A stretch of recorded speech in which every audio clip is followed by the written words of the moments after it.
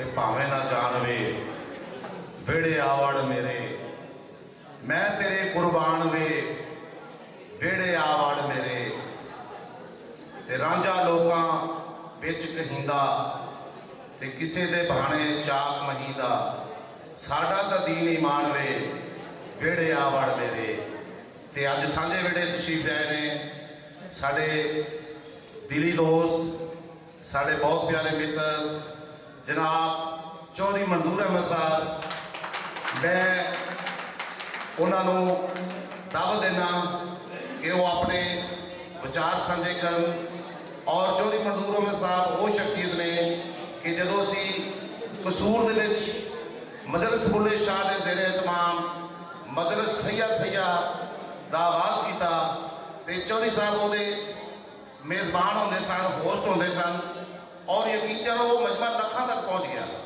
तो फिर जो दहशतगर्दी की लहर साडे मुल्क दे विच आई, ये किवें आई ते किधरों आई, ये सारे दोस्त जानते हैं।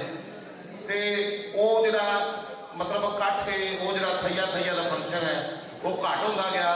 और चौधरी साहब की कमाल मेहरबानी ये कि हंसराज हंस वर्गे बंदे को चौधरी साहब ने कसूर दे विच दाव दिता। और मेरा ख्याल सारा थैया थैया का आखिरी प्रोग्राम सी जनाब चौधरी मंजूर साहब। शुक्रिया नासिर साहब। सब तो पहले तो मैं सुखी बाठ जी तुहानू कसूर की धरती से जी आया आखना।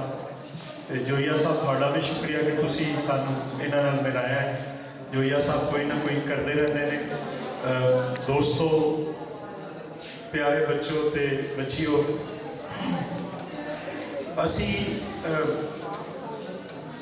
कसूर की धरती ते जमना साढ़े लिए एक ढेर मान वाली गल है। मैं थोड़ा जा तारफ कसूर की धरती का बाठ जी तुहानू कराना चाहना कि बाबा बुल्ले शाह की जिहड़ी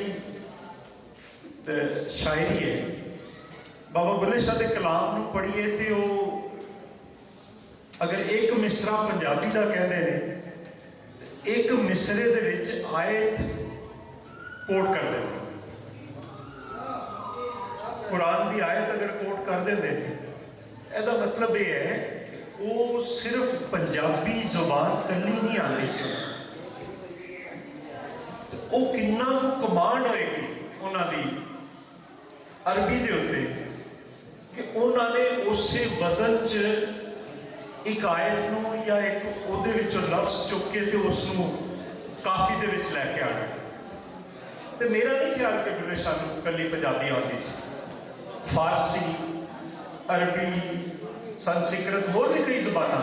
मैं पढ़ रहा था कि उन्होंने जोड़े मुर्शद सन शाह नायक वो 7 ज़बानां के शायर सन। तो जे वो मुर्शद 7 ज़बानां के शायर सन तो बुल्ले शाह भी 7 ज़बानां के शायर, उन्होंने 7 ज़बानां आंदियां होणगियां, पर उन्हें पंजाबी क्यों चुनी? उस वेले तो फारसी च वड्डी शायरी हो रही, पंजाबी इसलिए चुनी कि पंजाबी इत्थों की लोकाई के नाल, इत्थों की धरती के नाल, इत्थों के लोगों नाल जुड़ी हुई सी। ते वारिस शाह ते बुल्ले शाह एक ही उस्ताद के शागिर्द ने, दोवें कसूर च पढ़े ने। वारिस शाह ने किताब लिखी है, बाबा बुल्ले शाह ने नहीं लिखी। आज साढ़े को आए ने, उन्होंने जद्दी कवालों की औलाद ने। सानू जेड़ा बाबा बुल्ले शाह का कलाम मिले इन्हों के राही मिले। ये बाबा बुल्ले शाह के बाजार से हुण भी हर जुमेरात को तुसीं जाओ तो उत्थे कलाम गा रहे होते, तो इन्हों के राही मिले। बाबा जी ने कहा कि मेरा वो कलाम जेड़ा लोगों को याद रखने के काबिल होएगा और रह जाएगा, बाकी का छड्ड दिओ तुसीं। तो फिर विच बहुत सारा रंगत भी की गई। अज बच्चों को वेख के बड़ी खुशी हुई है। तुसीं जिहड़ा काम कर रहे हो बड़ा काम, वो कहते ने सूलां ते जामनियां दे मूँह तिखे हुंदे ने। तो जिवें बाला ने अज नज़मां सुनाइयां ने सन, तुसीं अगे जोईया साहब, नासरी साहब और जिहड़े असातिज़ा इत्थे बैठे ने, इन्होंने कहानियां वाले भी लैके जाओ। यूसुफ पंजाबी जी तुसीं थोड़ा जिहा होर इसनूं अगे बताओ और तुहानूं कमाल दीयां कहानियां बाल जिहड़े ने साडे लेके विखाणगे। जिहड़ा बच्चों का अदब है, बालों का अदब है, ये सब तो औखा है। वड्डे वड्डे जिन्होंने सूफी तबस्सुम तो लैके जिन्होंने बच्चों ने लिखा है, ਉਹਨਾਂ ਨੂੰ ਪੁੱਛਿਆ ਗਿਆ, ਉਹਨਾਂ ਕਿਹਾ ਸਭ ਤੋਂ ਔਖਾ ਕੰਮ ਹੈ ਤੇ ਜੇ ਬੱਚੇ ਲਿਖਣ ਲੱਗ ਪੈਣ ਤੇ ਫਿਰ ਇਹ ਵੱਡੇ ਹੋ ਕੇ ਇਹ ਹੋਰ ਜ਼ਿਆਦਾ ਕਰਨ। ਔਰ ਇੱਕ ਗੱਲ ਮੈਂ ਸਾਡੇ ਬੱਚੇ ਵੀ ਬੈਠੇ ਨੇ, ਅਸਾਤਜ਼ਾ ਵੀ, ਉਸਤਾਦ ਵੀ ਬੈਠੇ ਨੇ, ਮੈਂ ਸਾਂਝੀ ਕਰਦਾ ਜਾਵਾਂ। ਚੀਨ 'ਚ 4 ਇਨਕਲਾਬ ਹੋਏ, ਇਹ ਚੌਥਾ ਜਾਰੀ ਹੈ। ਪਹਿਲਾ ਇਨਕਲਾਬ ਜਿਹੜਾ ਮਾਓ ਦੀ ਕਿਆਦਤ 'ਚ ਹੋਇਆ, ਲੇਕਿਨ ਜਿਹੜਾ ਦੂਜਾ ਇਨਕਲਾਬ ਸੀ ਜਿਹਨੂੰ ਅਸੀਂ ਕਲਚਰਲ ਰੈਵੋਲੂਸ਼ਨ ਜਾਂ ਸਕਾਫਤੀ ਇਨਕਲਾਬ ਕਹਿੰਦੇ ਹਾਂ, ਉਹਦੇ ਵਿੱਚ ਉਹਨਾਂ ਫੈਸਲਾ ਕੀਤਾ ਕਿ ਨਹੀਂ, ਬਸ ਸਿਰਫ ਇੱਕ ਜ਼ੁਬਾਨ 'ਚ, ਇੱਕ ਬੋਲੀ 'ਚ ਪੜ੍ਹਾਇਆ ਜਾਏਗਾ ਔਰ ਉਹ ਚੀਨੀ ਜ਼ੁਬਾਨ ਨਾਲ। ਉਹਨਾਂ ਨੇ ਫੈਸਲਾ ਕਰ ਦਿੱਤਾ। ਉਹਨਾਂ ਕਿਹਾ ਵੱਡੇ ਦਾ, ਛੋਟੇ ਦਾ, ਅਮੀਰ ਦਾ, ਗਰੀਬ ਦਾ, ਹਰ ਕਿਸੇ ਦਾ ਪੁੱਤਰ ਪੜ੍ਹੇਗਾ ਤੇ ਉਹਨਾਂ ਸਕੂਲਾਂ 'ਚ ਪੜ੍ਹੇਗਾ ਤੇ ਚੀਨੀ ਜ਼ੁਬਾਨ 'ਚ ਪੜ੍ਹੇਗਾ। ਔਰ ਅੱਜ ਤੁਸੀਂ ਤਰੱਕੀ ਦਾ ਲੈਵਲ ਵੇਖ ਲਓ ਫਿਰ ਉਹਨਾਂ ਦਾ। ਹੁਣ ਜਾ ਕੇ ਦੁਨੀਆ ਸਾਰੀ ਚੀਨੀ ਜ਼ੁਬਾਨ ਜਿਹੜੀ ਉਹ ਸਿੱਖਣ ਤੋਂ ਰਹੀ ਹੈ। ਉਹ ਵੀ ਜ਼ੁਬਾਨਾਂ ਬਾਕੀ ਸਿੱਖਦੇ, ਲੇਕਿਨ ਦੁਨੀਆ ਸਾਰੀ ਚਾਈਨੀਜ਼ ਨੂੰ ਸਿੱਖਣਾ ਸ਼ੁਰੂ ਹੋਈ। ਸੋ ਇਸ ਲਈ ਇਹ ਇੱਕ ਤੁਸੀਂ ਖਾਸ ਤੌਰ ਤੇ ਜਿਹੜੇ ਬੱਚੇ ਬੈਠੇ, ਤੁਸੀਂ ਉਸ ਧਰਤੀ ਦੇ ਵਾਰਸ ਹੋ ਜਿੱਥੇ ਬਾਬਾ ਬੁੱਲੇ ਸ਼ਾਹ ਹੋਇਆ। ਉਹ ਬਾੜ ਜੀ ਸਾਡੇ ਨਾ ਜੀ ਇੱਕ ਗੱਲ ਕਹਿੰਦੇ ਹੁੰਦੇ ਨੇ ਕਿ ਕਸੂਰ ਦੀ ਮਿੱਟੀ ਜਿਹੜੀ ਰੱਬ ਨੇ ਨਾ ਉਹ ਸੁਰ ਚ ਗੁੰਨ ਕੇ ਤੇ ਉੱਥੇ ਬੰਦੇ ਬਣਾਏ ਤੇ ਅਦਬ ਚ ਗੁੰਨ ਕੇ।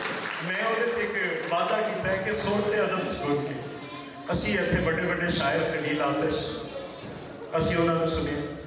ਨਾਤ ਜਿਹੜੀ ਲਿਖੀ ਜਾਂਦੀ ਉਹਦੇ 2 ਸਕੂਲ ਆਫ ਥਾਟ ਨੇ, ਉਹਨਾਂ 'ਚੋਂ ਇੱਕ ਕਸੂਰ ਤੋਂ ਨੇ ਮੁਹੰਮਦ ਅਲੀ ਜ਼ੋਹਰੀ ਸਾਹਿਬ, ਪੂਰਾ ਇੱਕ ਸਕੂਲ ਆਫ ਥਾਟ ਹੈ ਉਹਨਾਂ ਦਾ।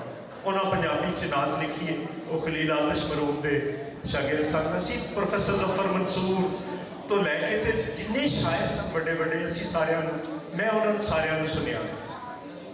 ਤੇ ਫਿਰ ਅੱਜ ਦੇ ਦੌਰ 'ਚ ਤੁਸੀਂ ਦੇਖੋ ਤਜੰਮਲ ਕਲੀਮ ਤੋਂ ਲੈ ਕੇ ਕਿੰਨੇ ਅਕਰਮ ਸ਼ੇਖ ਜਿਨ੍ਹਾਂ ਨੇ ਬਹੁਤ ਵੱਡਾ ਕੰਮ ਕੀਤਾ ਹੈ ਪੰਜਾਬੀ 'ਚ।